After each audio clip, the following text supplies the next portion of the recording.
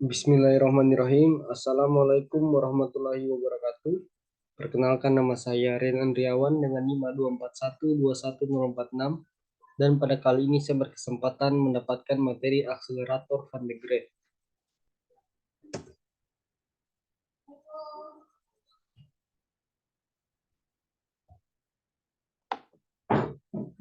Pengertian akselerator.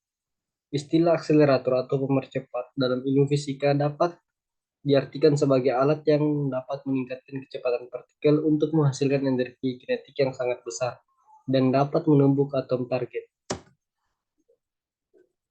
Latar belakang akselerator Van de Graaff. Konsep dari generator elektrostatistik yang dimana muatan secara mekanik ditransportasi dalam jumlah yang sedikit menuju bagian dalam dari elektroda bertekanan tinggi yang awalnya dengan penetes air Kelvin yang ditemukan pada tahun 1867 oleh William Thomson, di mana tetesan air bertegangan jatuh ke ember dengan polaritas tegangan yang sama, menambahkan pada tegangannya.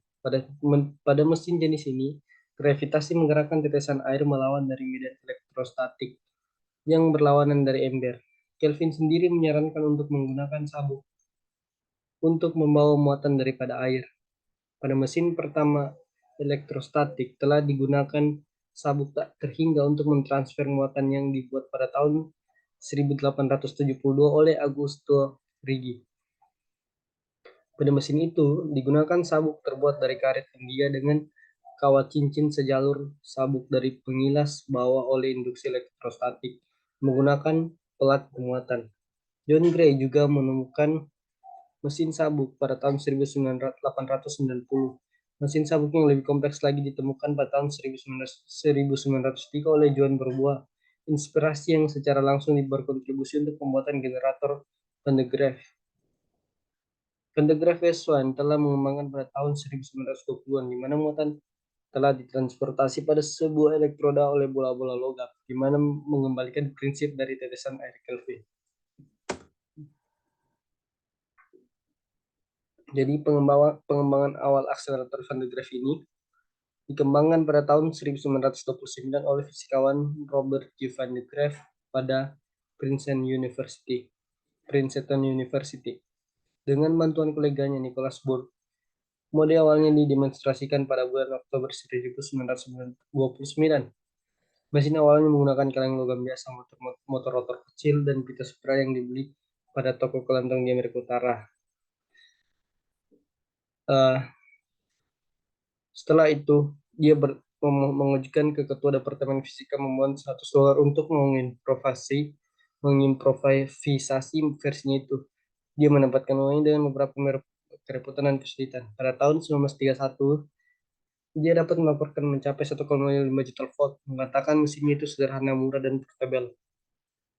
Sekarang lampu biasa mencukupi kebutuhan dayanya. Menurut aplikasi dan paten, mesinnya memiliki dua bola berdiameter 60 cm dengan akumulasi muatan yang disokong pada tiang kaca borosilikat 180 tinggi cm yang seharga $90 pada tahun 1931.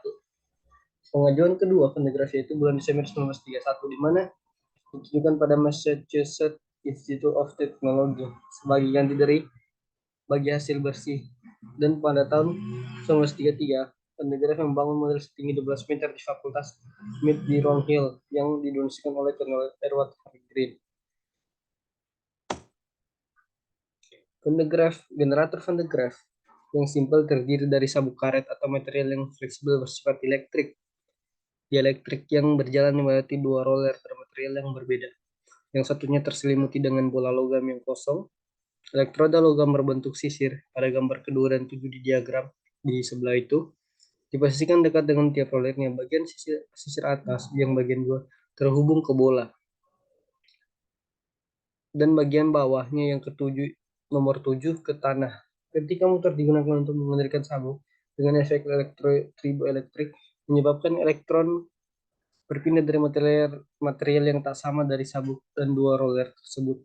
Dalam contoh yang diberikan, karet sabuk akan bermuatan menjadi negatif saat gelas akrilik dari roller bagian atas akan menjadi bermuatan positif. Sabuk akan membawa muatan negatif ke bagian dalam permukaan saat bagian atas roller mengakumulasi muatan positif.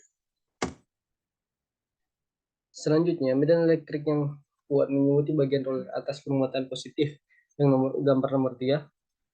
Pada gambar menginduksi medan elektrik yang sangat tinggi mendekati sisir terdekat yang pada gambar nomor 2. Pada suatu saat dari sisi tersebut, maka medan menjadi kuat untuk mengionisasi molekul udara.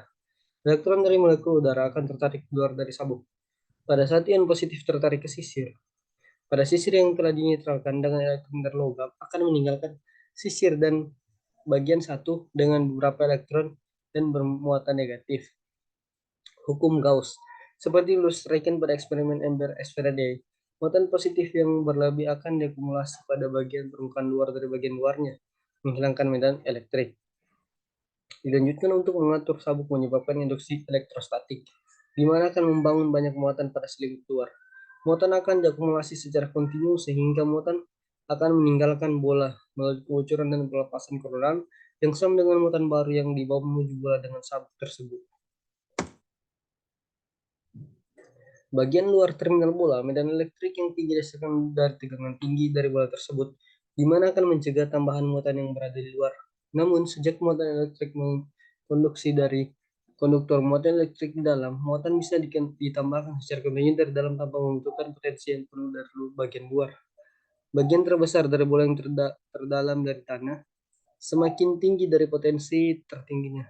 Tanda-tanda dari muatan positif atau negatif bisa dikontrol dengan menentukan material untuk sabuk dan rollernya. Potensi tertinggi dalam bola bisa dicapai dengan menggunakan submer tegangan untuk memuatkan sabuk secara langsung daripada mengandalkan hanya pada efek triboelektrik. Sebuah terminal generator Van de Graaff tidak membutuhkan bentuk bola untuk bekerja. Faktanya, bentuk yang optimum adalah bola dengan kurva tengah meliputi lubang sabuk dimasuki. Terminal deal melingkar meminimalisir medan elektrik di sekitarnya, membolehkan potensial yang lebih besar untuk mencapai tanpa ionisasi udara atau gas dielektrik yang menyeliputinya. Sejak generator Van de Graaff bisa memasuki arah kecil hingga hampir ke semua tingkatan potensi elektrik, ini adalah contoh dari sumber arus yang hampir ideal. Potensi yang maksimal dapat dicapai hampir setara dengan radius bola R dikalikan dengan medan elektrik atau Emax, di mana koronal melepaskan medannya dimulai dari dengan membentuk gas sekitarnya. Untuk temperatur dan tekanan standar udara, maka gangguan listrik diperkirakan 30 kV per cm. Oleh karena itu, elektroda bola yang telah dipoles dengan diameter 30 cm bisa diarahkan untuk membentuk tegangan Vmax atau R dikali Emax hingga pada 450 kV. Hal ini menjelaskan mengapa generator Van de Graaff sering dibuat dengan diameter sebesar mungkin. Baik, mungkin hanya itu presentasi dari saya tentang materi akselerator Van de Graaff. Cukup sekian, ucapkan terima kasih. Wabillahi taufiq walhidayah. Wassalamualaikum warahmatullahi wabarakatuh.